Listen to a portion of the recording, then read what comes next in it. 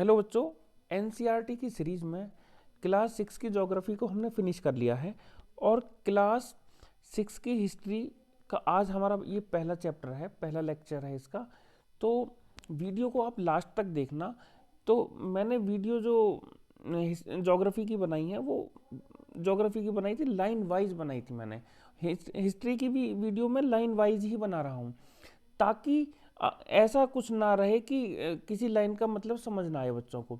तो मेरा मतलब ये है कि एनसीईआरटी की एक एक लाइन इंपॉर्टेंट है, इसलिए मैंने इसको लाइन वाइज रखा है। तो चलिए इसको शुरू करते हैं। तो पहला चैप्टर है क्या, कब, कहाँ और कैसे। वाट, व्हेन, वेयर एंड हाउ। तो इस चैप्टर में हम जानेंगे कि जो हम अतीत के बारे में जानकारी प्राप्त करते हैं वो किस तरह से प्राप्त करते हैं, अभिलेखों से प्राप्त करते हैं, कहाँ से क्या है, पुरातत्वविद क्या होते हैं, ये सब इस बारे में हम जानेंगे इसमें। तो देखते हैं, पहले थोड़ा सा इसको देख लो इसको। रशीदा बैठी अखबार पढ़ रही थी, अचानक उसकी निगाह एक सुर्खी पर पड़ी। 100 साल पहले। ये सुर्खी थी 100 साल पहले। वह सोचने लगी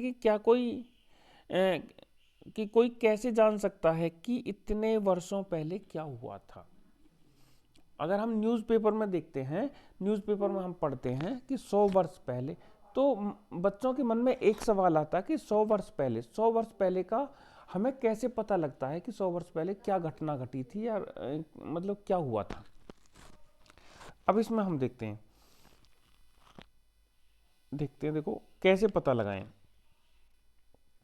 यह जानने के लिए कि कल क्या हुआ था, तुम रेडियो सुन सकते हो, टेलीविज़न देख सकते हो या फिर अखबार पढ़ सकते हो। अखबार में भी हमें मिल जाती है जानकारी, रेडियो टेलीविज़न में भी जानकारी मिल जाती है कि कल क्या हुआ था, 4 दिन पहले क्या हुआ था, इस तरह से। साथ ही यह जानने के लिए कि पिछले साल क्या हुआ था, तुम किसी ऐसे व्यक्ति से बात कर सकते हो जिसे उस समय की स्मृति हो, उस समय का ज्ञान हो, जिसको उसको मतलब उस समय की याददाश्त हो, उसकी उसे पता हो। लेकिन बहुत वर्ष पहले या बहुत समय पहले क्या हुआ था, यह कैसे जाना जा सकता है। अतीत के बारे में हम क्या जान सकते हैं, देखते हैं। अतीत के बारे में हम बहुत कुछ जान सकते हैं या बहुत कुछ जाना जा सकता है, जैसे लोग क्या खाते थे, कैसे कपड़े पहनते थे, किस तरह के घरों में रहते थे। हम आखेटक जो होते हैं, जो शिकारी लोग, आखेटकों, शिकारियों मतलब पशुपालकों, जो पशुओं का पालन करने वाले होते हैं, कृषकों जो किसान होते हैं, शासकों राजाओं के बारे में, व्यापारियों के बारे में, पुरोहित जो पूजा पाठ करने वाले लोग थे, शिल्पकार जो थे, कलाकारों के बारे में, संगीतकारों के बारे में या फिर वैज्ञानिकों के जीवन के बारे में जानकारियां हासिल कर सकते हैं अतीत के बारे में हम। अतीत का मतलब पास्ट, जो हमारा पास्ट है। यही नहीं, हम यह भी पता कर सकते हैं कि उस समय बच्चे कौन कौन से खेल खेलते थे, कौन कौन सी कहानियां सुना करते थे, कौन कौन से नाटक देखा करते थे या फिर कौन कौन से गीत गाते थे। इस तरह की जानकारियां भी हम हासिल कर सकते हैं। लोग कहाँ रहते थे, तो मानचित्र वन में नर्मदा नदी का पता लगाओ। देखो अब मानचित्र वन की तरफ चलते हैं हम। पहले मानचित्र वन देखते हैं। अब मानचित्र वन में हम नर्मदा नदी के बारे में देखते हैं। देखो ये रही नर्मदा नदी, ये नर्मदा नदी, ये वाली जो मैंने अंडरलाइन की, ये वाली, ये नर्मदा नदी है। तो अब नर्मदा नदी आपने देख ली, इससे पहले भी पढ़ी थी हमने। जो ये नदी है पश्चिम की तरफ बहती है और इसमें अरब सागर में जाके मिलती है ये। तो इसके बारे में अब आगे देखते हैं कि आगे क्या कहना चाहते हैं। कई लाख वर्ष पहले से लोग इस नदी के तट पर रह रहे हैं।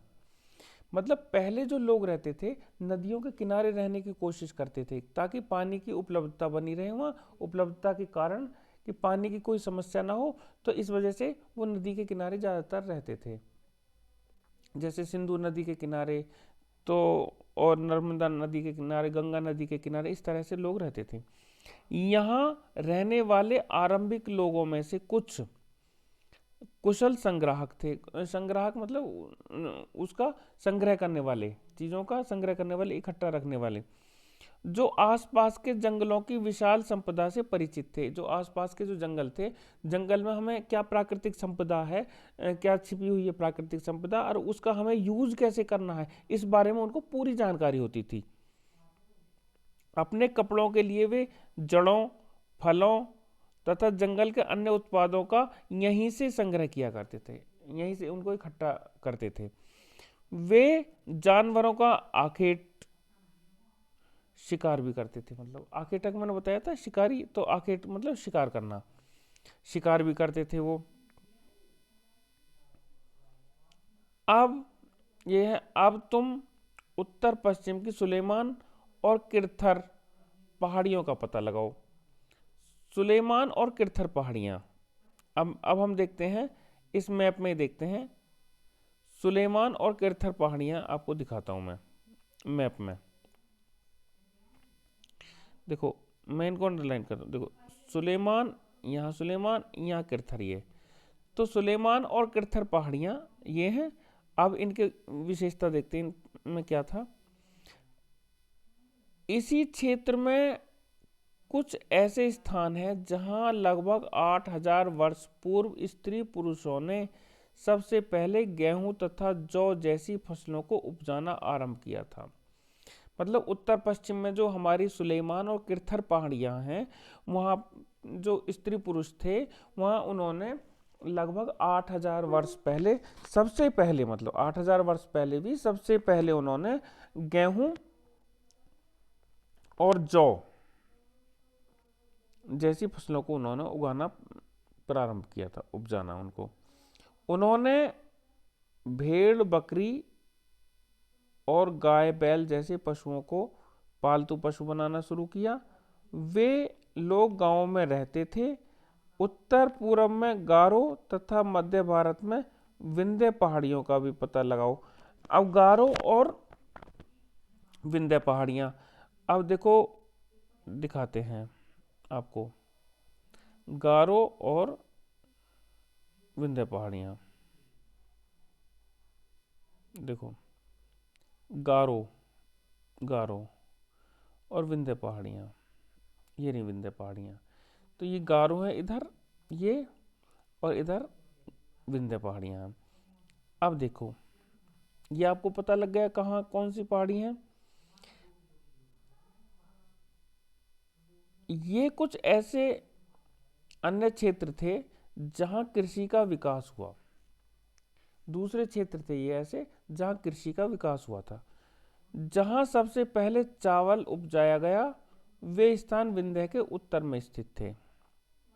जहाँ चावल उपजाया गया था, तो वो ये जो हमारी विंध्य है, इस विंध्य के उत्तर में स्थित थे। यहाँ चावल उपजाया गया था सबसे पहले। मानचित्र पर सिंधु तथा इसकी सहायक नदियों का पता लगाने का प्रयास करो। ये क्वेश्चन बहुत इंपॉर्टेंट बन जाता है। सिंधु नदी है और सिंधु की जो सहायक नदियां हैं, वो 5 सहायक नदियां हैं, तो उनके बारे में पूछ लिया जाता है कौन कौन सी सहायक नदियां सिंधु नदी की। सिंधु नदी, अब देखो सिंधु नदी को देखते हैं हम, ये हमारी ये वाली इधर, इधर लेफ्ट में थोड़ा सा देखना, ये हमारी सिंधु नदी है। सिंधु नदी है, इस सिंधु नदी की जो सहायक नदियां हैं, देखो झेलम पहली, दूसरी चेनाब, तीसरी रावी, फिर है सतलुज, फिर है व्यास नदी। तो ये इसकी 5 सहायक नदियां हैं। इधर के क्षेत्र को सप्त सैंधव प्रदेश भी बोलते हैं, सप्त सैंधव क्षेत्र भी बोलते हैं। अब सप्त सैंधव क्यों बोलते हैं, तो यहाँ 7 नदियों का संगम है, इस वजह से यहाँ बोलते हैं। अब 7 नदियाँ कौन कौन सी हैं, एक तो सिंधु, और एक सरस्वती नदी, एक तो सिंधु नदी, एक सरस्वती नदी 2 हो गई और 5 सिंधु नदी की सहायक नदियां। तो इसलिए इसको हम सप्तसिंधु प्रदेश बोलते हैं। तो सिंधु नदी के बारे में आपने पता लगा लिया और इसकी जो सहायक नदियां उनके बारे में तुमने पता लगाया। अब देखते हैं, अच्छा सहायक नदियां किसे कहते हैं इसके बारे में बताया है कि जो नदी है, छोटी कोई नदी है, वो आगे जाके किसी एक बड़ी नदी में विलय हो जाती है, बड़ी नदी में जाके मिल जाती है, किसी भी स्थान पर जाकर बड़ी नदी में मिल जाती है, तो उसको हम बोलते हैं सहायक नदी।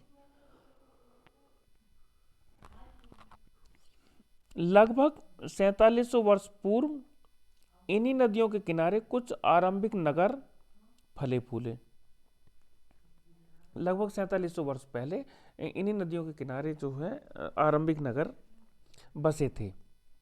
गंगा व इसकी सहायक नदियों के किनारे तथा समुद्र तटवर्ती इलाकों में नगरों का विकास लगभग 2500 वर्ष पूर्व हुआ।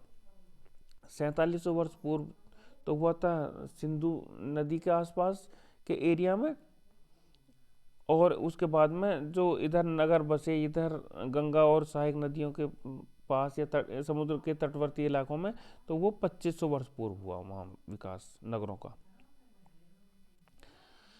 अच्छा, गंगा के दक्षिण में, अच्छा गंगा जो है ये गंगा की सोन नदी का पता लगाओ, गंगा की सहायक नदी है सोन नदी। देखो मतलब वो गंगा में जाकर मिल जाती है, और गंगा कहाँ मिल जाती है, अरब सागर उसमें क्या क्या हिंद महासागर में। देखो दिखाता हूँ मैं, बंगाल खाड़ी में, सॉरी बंगाल खाड़ी में, गलती से बोल दिया मैंने। गंगा जो इधर जाके ये रही बंगाल खाड़ी, बंगाल की खाड़ी में जाके मिल जाती है, क्योंकि हिंद महासागर तो नीचे रहा, हिंद महासागर ये इधर हिंद महासागर का एरिया है ये तो, और ऊपर जो है ये इधर अरब सागर है लेफ्ट में ये इधर, और राइट में बंगाल खाड़ी। गंगा जो है बंगाल की खाड़ी में जाके मिल जाती है। अब इसके आगे हम देखते हैं, गंगा के दक्षिण में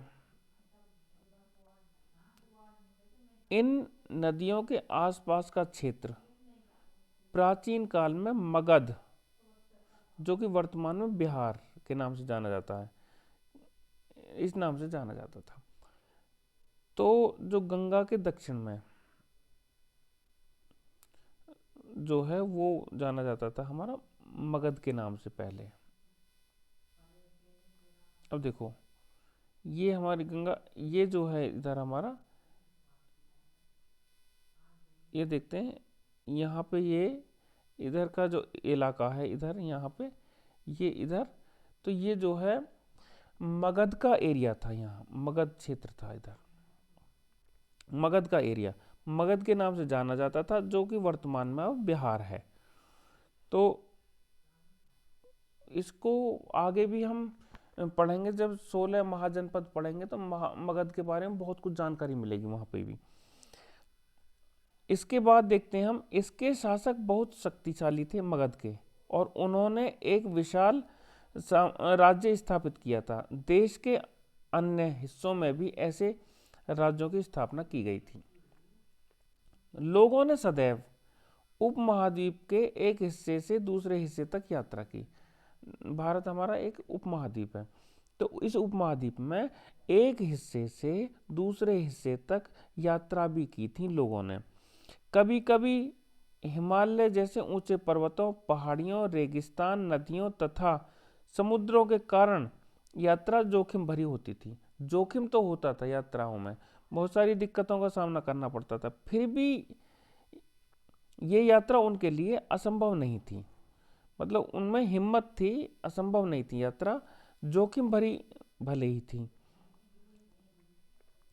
अतः सभी लोग काम की तलाश में या तो कभी प्राकृतिक आपदाओं के कारण एक स्थान से दूसरे स्थान जाया करते थे, कभी कभी तो काम की तलाश में, और कभी कभी प्राकृतिक आपदा, भूकंप है, बाढ़ है, इस तरह से एक स्थान से दूसरे स्थान पर इन आपदाओं की वजह से भी जाते थे। कभी कभी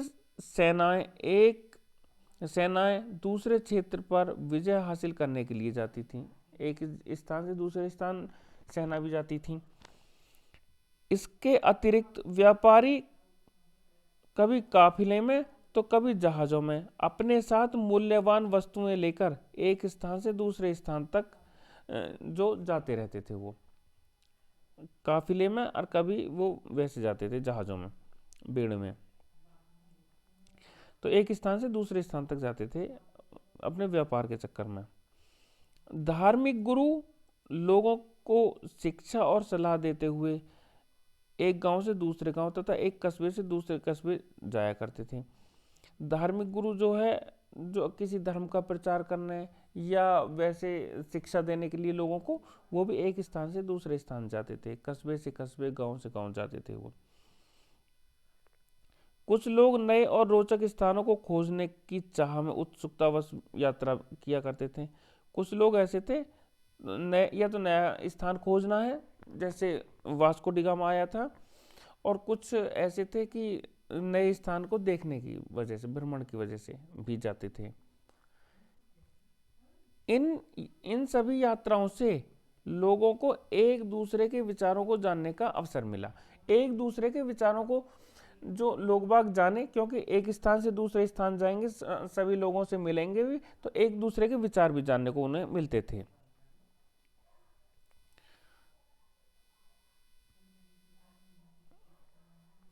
अच्छा, एक बार फिर से मानचित्र 1 को देखो। पहाड़ियां, पर्वत और समुद्र इस उपमहाद्वीप की प्राकृतिक सीमा का निर्माण करते हैं। प्राकृतिक सीमा का निर्माण तो होता है कि कहीं पहाड़ियां हैं, पर्वत हैं, तो इस तरह से, और समुद्र।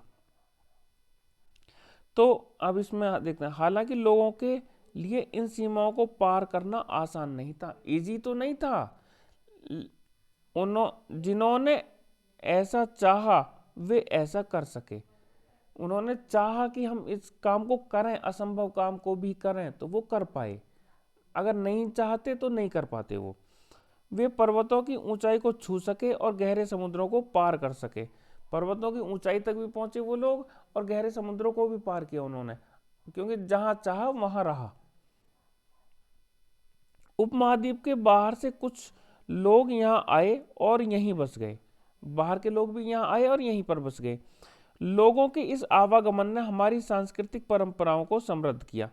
तो हमारी जो सांस्कृतिक परंपराएं हैं वो भी समृद्ध हुई लोगों के आवागमन से। लोग यहाँ आए, यहाँ आके बस गए, तो इस तरह से। अब इसके बाद में देखते हैं हम देश के नाम। देश के नाम को, चलो पहले इसको देखो। कई सौ वर्ष पहले लोग पत्थर को तराशने, संगीत रचने और यहाँ तक कि भोजन बनाने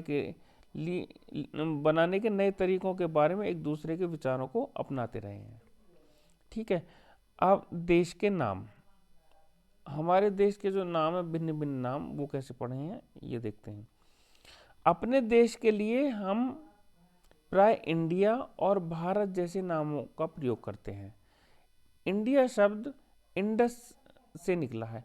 इंडस जो होती है, अब मैं बताता हूँ, इंडस जो बोलते हैं सिंधु नदी को बोलते हैं, इंडस बोलते हैं सिंधु नदी को, समझ गए।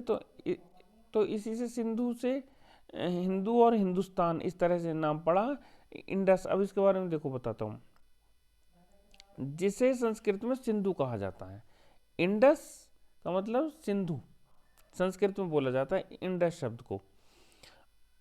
अच्छा, इसके बाद लगभग 2500 वर्ष पूर्व, 2500 साल पहले, उत्तर पश्चिम की ओर से आने वाले ईरानियों और यूनानियों ने सिंधु को हिंदोस अथवा इंदोस और इस नदी के पूर्व में स्थित भूमि को इंडिया कहा। उन लोगों ने इसको इस नाम से पुकारा।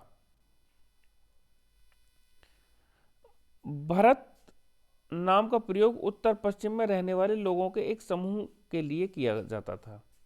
उत्तर पश्चिम में जो एक समूह रहता था उसके लिए भारत शब्द का प्रयोग करते थे, और इसी वजह से फिर इसको भारत कहने लगे।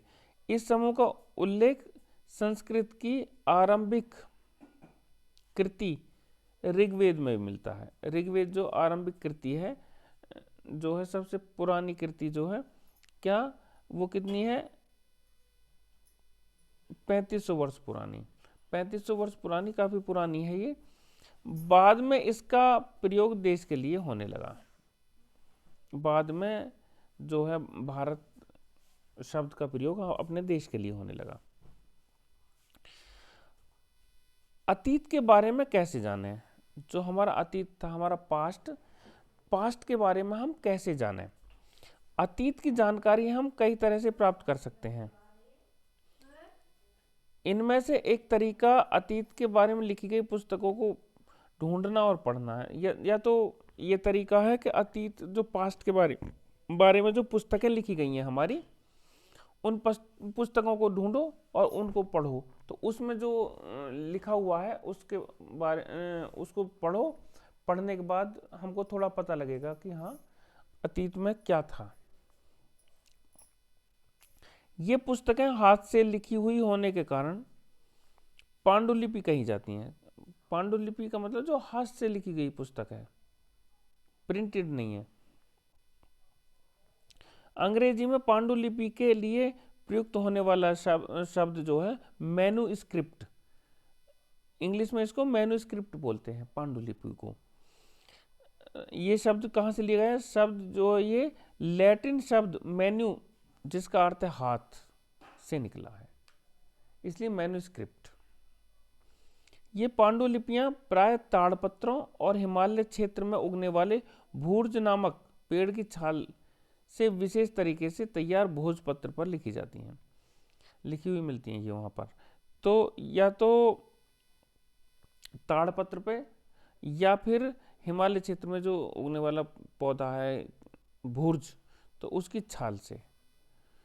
तो जैसे ये है हमारी एक, ये हमारी पांडुलिपि है, हाथ से लिखी हुई है ये वाली, और ये लिखी हुई है ताड़पत्र पे। अच्छा, अब ये देखते हैं कि ये ताड़पत्र वगैरह जो है और इन पे लिखी हुई पांडुलिपियां वो अब हमारे पास हैं या नहीं है, ये कहाँ गई, इस बारे में जानते हैं। अब इतने वर्षों में इनमें से कई पांडुलिपियों को कीड़ों ने खा लिया तथा कुछ नष्ट कर दी गई। कुछ को तो नष्ट कर दिया गया, कुछ कीड़ों ने खा लिया, तो जानकारी कैसे मिले हमको? फिर भी ऐसी कई पांडुलिपियां आज भी उपलब्ध हैं। प्राय ये पांडुलिपियां मंदिरों और विहारों में प्राप्त होती हैं। तो इन स्थानों पर ये पांडुलिपियां हमें मिल जाती हैं।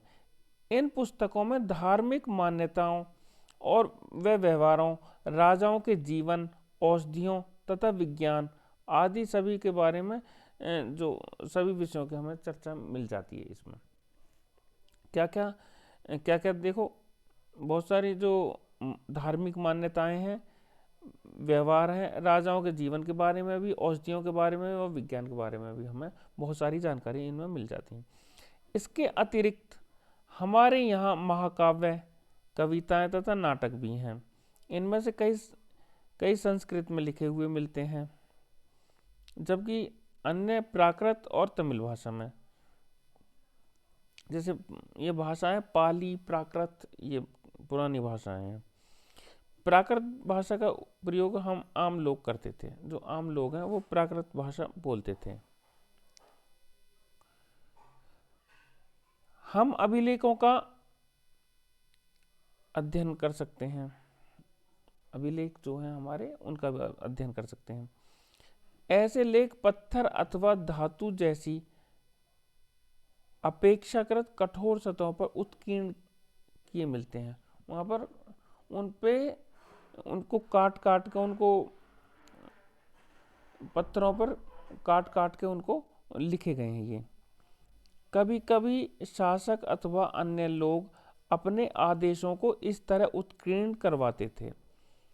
जो शासक मतलब राजा लोग थे, वो इनको उत्कीर्ण करवाते थे, इनको पत्थरों पे कटिंग करवा के इन पे लिखवाते थे, ताकि लोग उन्हें देख सकें, पढ़ सकें और उनका पालन कर सकें। कुछ अन्य प्रकार के अभिलेख भी मिलते हैं जिनमें राजाओं तथा रानियों सहित अन्य स्त्री पुरुषों ने भी अपने कार्यों के विवरण उत्कीर्ण करवाए हैं। ऐसे अभिलेख भी हैं। राजा रानियों के अलावा भी कुछ लोगों ने अपने कार्यों के विवरण भी उन पे उत्कीर्ण किए हैं। उदाहरण के लिए प्रशासक लड़ाइयों में अर्जित विजयों का लेखा जोखा रखा करते थे। तो जो विजय प्राप्त की है उसका भी लेखा जोखा रखते थे।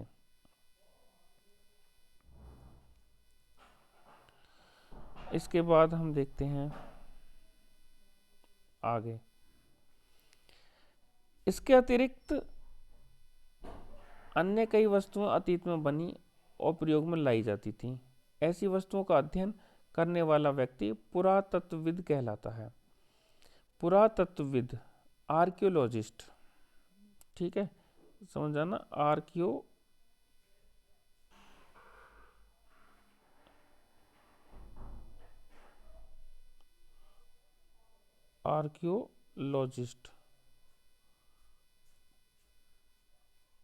आर्कियोलॉजिस्ट कहलाता वो, ठीक है। आर्कियोलॉजिस्ट बोलते हैं उसको जो ऐसी वस्तुओं का अध्ययन करता है, पुरानी चीजों का।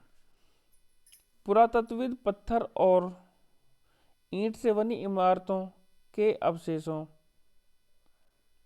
चित्रों तथा मूर्तियों का अध्ययन करते हैं। वे औजारों तथा हथियारों, बर्तनों, आभूषणों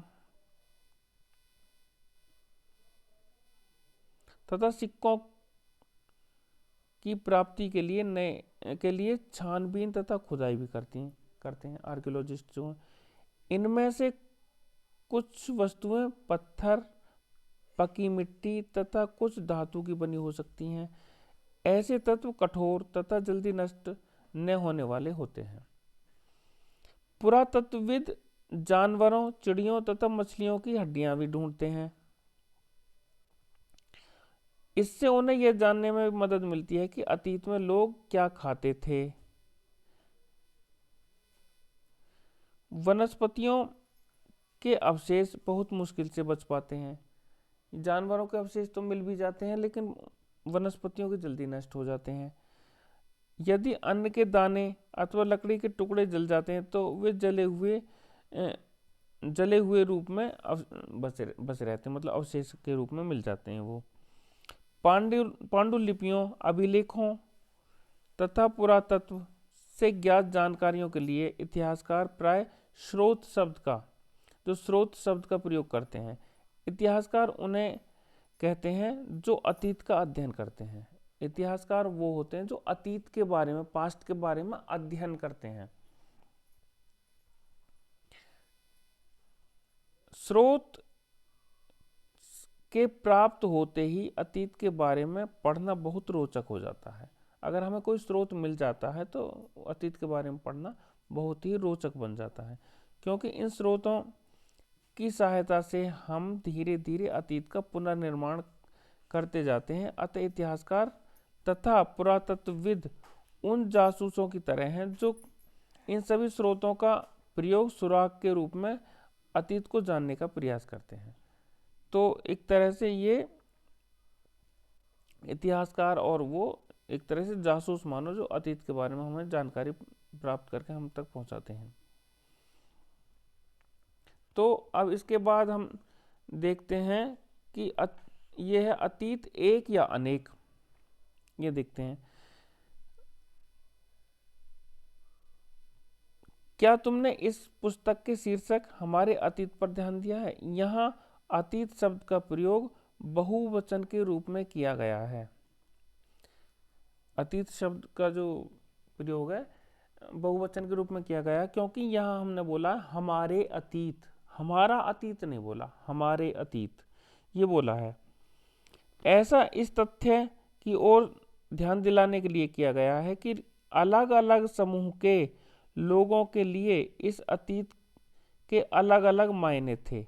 जो अलग अलग लोग थे उनके लिए इस अतीत शब्द के अलग अलग मायने थे। अतीत के बारे में। उदाहरण के लिए पशुपालकों अथवा कृषकों का जीवन राजाओं तथा रानियों के जीवन से तथा व्यापारियों का जीवन शिल्पकारों के जीवन से बहुत भिन्न था। जो आम आदमी था, पशुपालक या कृषक थे, राजाओं के जीवन से और उनके जीवन में मतलब अंतर होगा, राजाओं के जीवन में और उनके जीवन में, तो ये उनके जीवन में अंतर था। ऐसे ही व्यापारियों और शिल्पकारों के जीवन में अंतर था। जैसा कि हम आज भी देखते हैं, उस समय भी देश के अलग अलग हिस्सों में लोग अलग अलग व्यवहारों और रीति रिवाजों का पालन करते थे। उदाहरण के लिए आज अंडमान द्वीप के अधिकांश लोग अपना भोजन मछलियां पकड़कर, शिकार करके अथवा फल फूल के संग्रह के रूप में प्राप्त करते हैं। इसके विपरीत शहरों में रहने वाले लोग खाद्य आपूर्ति के लिए अन्य व्यक्तियों पर निर्भर रहते हैं। इस तरह के भेद अतीत में भी विद्यमान थे। जैसे आज भी हमारे अंदर ये भिन्नता मिलती है, ये अतीत में भी भिन्नता मिलती थी। इसके अतिरिक्त एक अन्य तरह का भेद है। उस समय शासक अपनी विजयों का लेखा जोखा रखते थे। यही कारण है कि हम उन शासकों तथा उनके द्वारा लड़ी जाने वाली लड़ाइयों के बारे में काफ़ी कुछ जानते हैं, जबकि शिकारी, मछुआरे, संग्राहक, कृषक अथवा पशुपालक जैसे आम आदमी प्राय अपने कार्यों का लेखा जोखा नहीं रखते थे। पुरातत्व की सहायता से हमें उनके जीवन को जानने में मदद मिलती है, हालांकि अभी भी इनके बारे में बहुत कुछ जानना शेष है। तो मतलब ये है, जो राजा लोग थे वो अपने कार्यों का लेखा जोखा रखते थे और उनके बारे में इसलिए हमें जानकारी मिल जाती, जबकि कृषक थे, पशुपालक थे, उनके बारे में हमें ज़्यादा जानकारी नहीं मिल पाती है। अब है तिथियों का मतलब। जो हमारी तिथियां हैं, डेट्स हैं, उनका मतलब क्या है। अगर कोई तुमसे तिथि के विषय में पूछे तो तुम शायद उस दिन की तारीख, माह, वर्ष जैसे कि 2000 या इसी तरह का कोई और वर्ष बताओगे। वर्ष की यह गणना ईसाई धर्म प्रवर्तक ईसा मसीह के जन्म की तिथि से मानी जाती है, क्योंकि ईसा मसीह के जन्म के बाद में ही ये हमारे सन तारीखी वाले चले थे। अतः 2000 वर्ष कहने का तात्पर्य ईसा मसीह के जन्म के 2000 वर्ष के बाद से है। 2000 कहने का मतलब ये है कि 2000 वर्ष बाद। जैसे हम अब सन 2021 में चल रहे, तो ईसा मसीह के जन्म के बाद में 2021 वर्ष निकल गए हैं। ईसा मसीह के जन्म के पूर्व की सभी तिथियां ईसा पूर्व बोली जाती, कि ईसा मसीह के जन्म से पहले की हैं ये। इस पुस्तक में हम 2000 को अपना आरंभिक बिंदु मानते हुए वर्तमान से पूर्व की तिथियों का उल्लेख करेंगे। 2000 को मानते हुए अपना बिंदु। तो अब इस चैप्टर में बस यही था, ये फिनिश हो गया है चैप्टर यहीं पे। तो इस वीडियो को हम यहीं समाप्त करते हैं। और अगर आपको मेरी वीडियो पसंद आई हो तो वीडियो को लाइक शेयर करना, चैनल को सब्सक्राइब करना। धन्यवाद।